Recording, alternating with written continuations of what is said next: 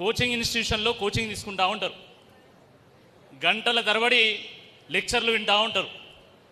ఈరోజు సుధీర్ అన్న సభ పెట్టింది కాబట్టి ఇక్కడికి వచ్చి కొంచెం ఇన్ఫార్మల్గా మనం కొంచెం స్వాంతనగా ఈ సభలో పాల్గొందాం అనుకున్నారు. ఉదయం 9:30కు మాకంటే ముందే వచ్చింది మీరు.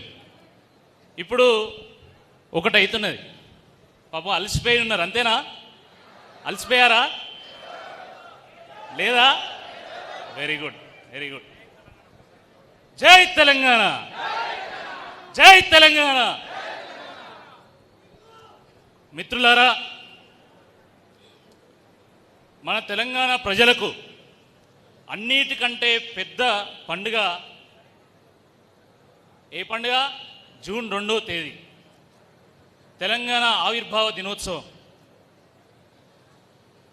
ఈ జూన్ 2వ తేదీ మన సద్దుల బతుకమ్మ కంటే, దసరా కంటే పెద్ద పండుగ. ఎందుకంటే కోట్ల మంది కళ నెరవేరినటువంటి రోజు జూన్ 2వ తేదీ. దశాబ్దాల పోరాటం ఫలించినటువంటి రోజు జూన్ 2వ తేదీ. మన అమరవీరుల ఆశయాలు నెరవేరినటువంటి రోజు జూన్ 2వ తేదీ. మన ఆత్మ గౌరవాన్ని చాటినటువంటి రోజు జూన్ 2వ తేదీ. కేసీఆర్ గారి నాయకత్వంలో సబ్బండ వర్గాల సమ్మెతోని, సకల జనుల సమ్మెతోని, 36 పార్టీల సహకారంతోనే దశాబ్దాలుగా ఉన్నటువంటి బానిస సంఖ్యలు తెంచుకొని స్వరాష్ట్రం సాధించినటువంటి రోజు జూన్ 2వ తేదీ. మరి అటువంటి జూన్ 2వ తేదీన ముఖ్యమంత్రి గారు ప్రజలను ఉద్దేశించి మాట్లాడుతుంటే దానికి ఎంతో ప్రాధాన్యత ఉంటుంది.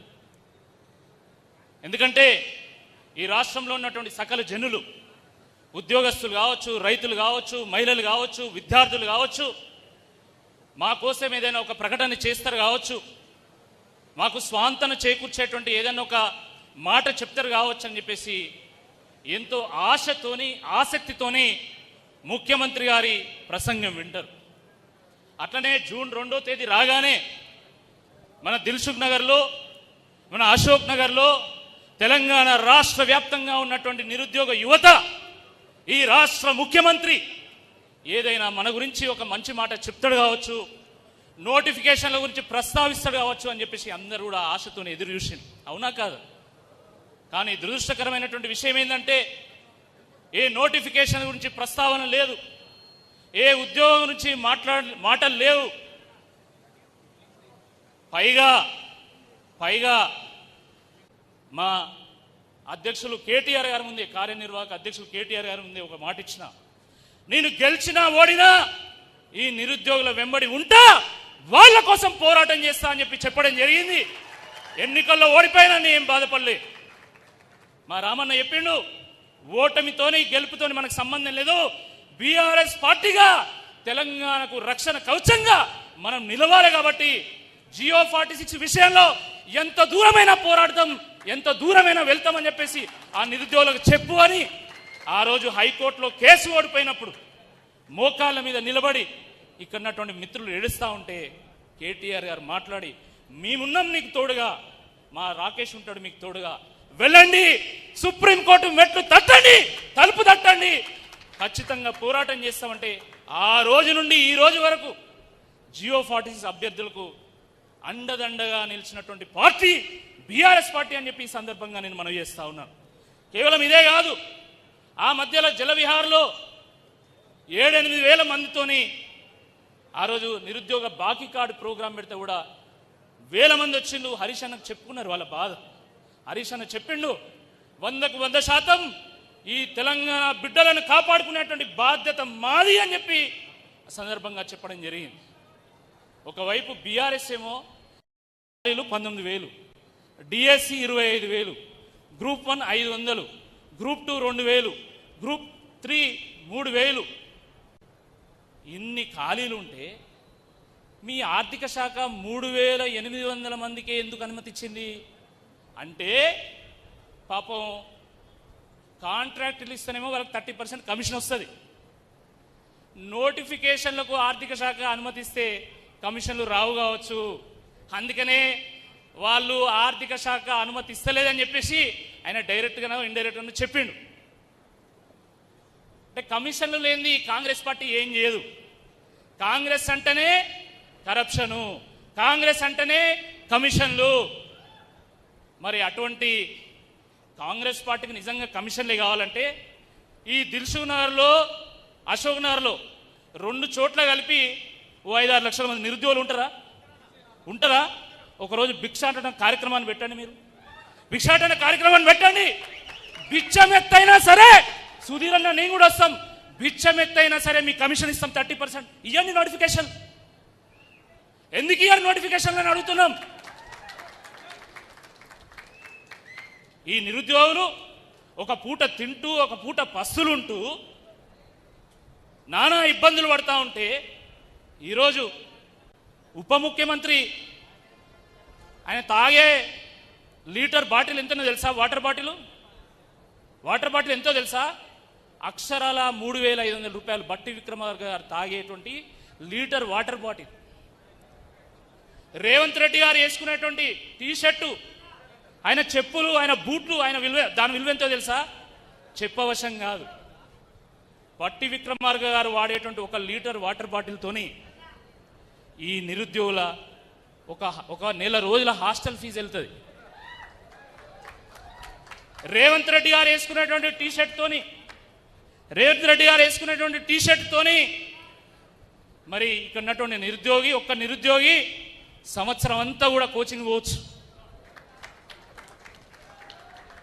ఒకవైపు ఈ రాష్ట్రంలో ఉన్నటువంటి బీద, బడుగు, బలహీన వర్గాల, గిరిజన, ఆదివాసీ బిడ్డలు, దళిత బిడ్డలు జాబ్ కావాలని చెప్పి ఇక్కడ అలమటిస్తూ ఉంటే మీరు ప్రజలకు సొమ్ముతోని ఈ రకంగా జల్సాలు చేస్తారా? చాలా దుర్మార్గం ఇది, చాలా దురదృష్టకరం. పైగా ఏమంటారు మళ్ళా, మీరంతా ఎవరో తెలుసా? రేవంత్ రెడ్డి ఏం చెప్పింది తెలుసా? వీళ్ళంతా అడ్డ మీది కూలీలు, బిర్యానీకి వచ్చి అది అరిగేదానికే ఎగిరిపోతారని అన్నాడా లేదా? అని అవమానించిండా లేదా? కానీ గుర్తుపెట్టుకోవాలి, కూలీలు ఉంటేనే మేస్త్రి ఉంటాడు. కూలీలతోనే మేస్త్రి పదవి వస్తుంది. ఈ కూలీలతోనే నువ్వు మేస్త్రి అయినావు, నీకు పదవి వచ్చింది, నీకు పైసలు వచ్చినాయి, నువ్వు దోచుకుంటున్నావు.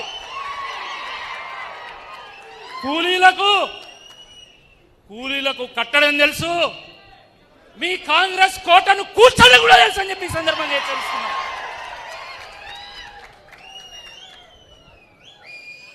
మీ జూబ్లీహిల్స్ ప్యాలెస్ ను పీకి పందిరేయడం కూడా తెలుసు అని చెప్పి ఈ సందర్భంగా హెచ్చరిస్తున్నాం. సిగ్గుండాలే రేవంత్ రెడ్డి గారికి. నువ్వు అన్నం తింటున్నావా, గడ్డి తింటున్నావా? ఈ రాష్ట్ర భవిష్యత్తును పట్టుకొని అడ్డ మీద కూలీలంటావా?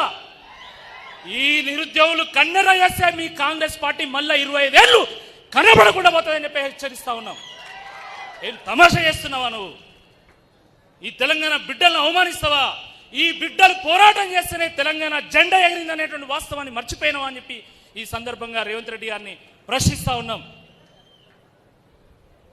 ఇదంతా జరుగుతూ ఉంటే ఆ పైనున్న రాహుల్ గాంధీ పాపం ఆయనకు అన్ని రాష్ట్రాల్లో నిరుద్యోగ సమస్య కనబడుతుంది, మన తెలంగాణ కనబడదు.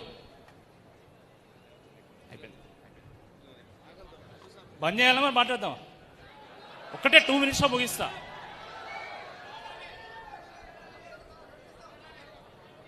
ఒకటే నిమిషం ముగిస్తా. రాహుల్ గాంధీ గారు ఆయనకి ఇక్కడ కనబడతలేదు, ఆయన కన్ను కనబడతలేనట్టున్నాయి.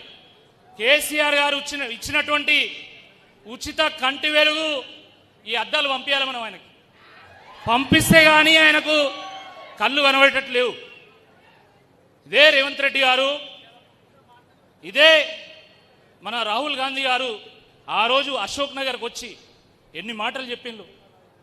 మన సుధీర్ అన్న అయితే మొత్తం వీడియో పెట్టి మొత్తం బట్టలిపి బరివాత నిలబెట్టిండు. ఆ రాహుల్ గాంధీ గారు నిజంగా మీకు చిత్తశుద్ధి ఉంటే మీరు తెలంగాణకు రావాలి. ఎందుకు తెలంగాణకు తువ్వ దొరకలేదా? మీ రేవంత్ రెడ్డి గారు డైరెక్ట్గా దిల్సుఖ్నగర్లో విమానాలను అమ్ముతా అంటుండే కదా, కాబట్టి డైరెక్ట్గా విమానంలో ఇక్కడికే దిగు.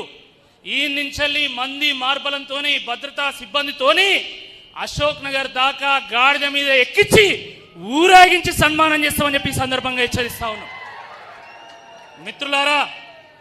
మిత్రులారా, పోలీస్ రిక్రూట్మెంట్ కావాలన్నా, 5,000 కాదు 19,000 పోలీస్ రిక్రూట్మెంట్ కావాలన్నా, నోటిఫికేషన్ రావాలన్నా ఏజ్ లిమిట్ కేసీఆర్ గారు 32 ఏళ్ళకు పెంచితే దాని తర్వాత వీళ్ళు వచ్చి మళ్ళీ 34 ఏళ్ళకు పెంచి ఇటీవల 32 ఏళ్ళకు తగ్గించారు కాబట్టి దాన్ని మళ్ళీ 36 ఏళ్ళకు పెంచాలన్నా, ఎస్ఐ పోస్టులకు 38 ఏళ్ళకు పెంచాలన్నా ఖచ్చితంగా కాంగ్రెస్కు బుద్ధి చెప్పాల్సినటువంటి అవసరం ఉంది.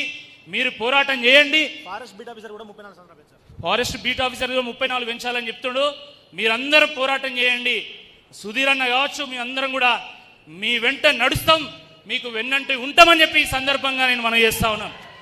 ఏ రకంగానైతే సర్దార్ పటేల్ ఆపరేషన్ పోలోను పెట్టి తెలంగాణను కాపాడిండో ఆ రకంగానే కేటీఆర్ గారు, హరీష్ రావు గారు ఆపరేషన్ అన్ఎంప్లాయ్మెంట్ను పెట్టి మీ అందరిని కూడా కాపాడుకుంటామని చెప్పి ఈ సందర్భంగా మనవి చేస్తూ ఈ అవకాశం ఇచ్చిన మీ అందరికి కూడా పేరు పేరున ధన్యవాదాలు. జై హింద్, జై తెలంగాణ, జై తెలంగాణ.